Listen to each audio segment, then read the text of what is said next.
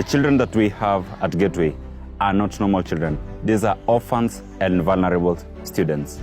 They face abuse, sexual abuse. They don't get all the meals. Maybe they can get one meal a day, and therefore they get malnutrition. All of them are vulnerable.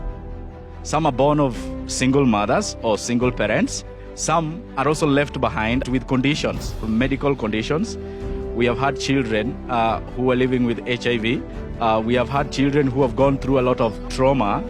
Life back in their homes, it's bad, for sure.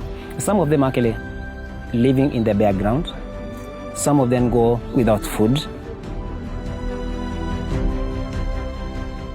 Gateway vision is to serve the child, and we believe that service to humanity is service to God. We provide food to these children, free transport, and even clothing. The teaching that we provide is holistic. We take them through talent identification and talent development. We teach, we mentor, we model, we shape, we inspire in a way that as they grow up and become adults, they can be able to depend on themselves. Hey Washington Heights, this is Jimmy Pitts, and let me give you a recap of last year's season of giving here at Gateway to Victory School. Last year, we did a unique sponsorship program where many of you signed up for $35 a month to sponsor a child. But in a dramatic twist, rather than you picking the child, they were able to choose you. Through this effort, over 300 new orphan and vulnerable children were able to attend the school. The sponsorship that was done by Washington Heights was a big effect. We were able to serve more orphans and more vulnerable people. Along with sponsoring the children, you gave thousands of dollars to expanding the mission and the vision of Gateway to Victory School. The extra funds have actually enabled us to have new facilities. We've been able to have a dining hall, a well-equipped kitchen. We've also added more classrooms, and we are able to increase the number of children that we are accommodating.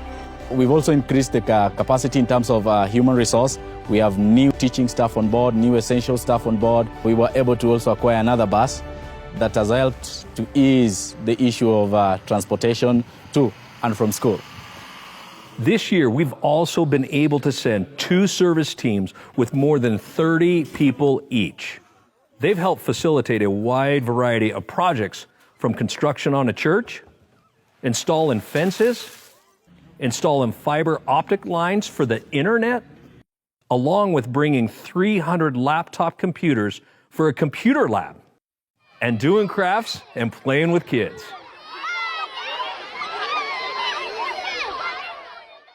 As these kids graduate, we found a need that they need to continue their education through middle school and then through high school. Right now, we don't have enough room at Gateway to host a junior secondary. The junior secondary includes the grade 7, 8, and 9. The government changed the requirements where we cannot have this junior secondary school here because of lack of space. And even if we could get the requirements, we do not have enough classrooms, we do not have enough space to be able to establish other required facilities. If some help can come our way, then we would be able to move our students to another newly established institution. As you can see, we already have some structures just behind me, which needs to be renovated.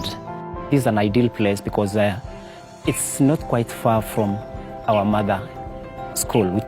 Acquiring a new property, we will be able to have a school that meets the requirement by the government in terms of the number of classrooms, number of laboratories, a workshop.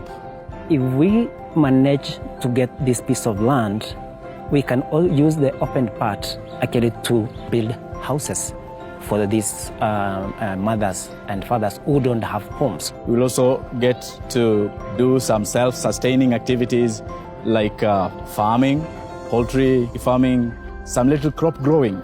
It's going to help feed these families, and at the same time, the surplus will also go to school. And also at the same time, these families are going to earn some income out of it. So as you heard, the Kenyan government won't allow Gateway to host the number of students they currently have past the 6th grade. And even if it wasn't a regulation, the school is landlocked and currently at capacity for classrooms, staff, and funding. And they have an opportunity to purchase new property where they can put a junior high school, build homes for some of the most needy families, and all this within the vicinity of their current school. There are many children out there who still don't have hope, who still don't have parents, who still don't have anybody to take care of them. I would advise and encourage people to serve the orphans and vulnerable children. Through that, you spread the gospel, you spread the good news that there is hope, despite where you're coming from.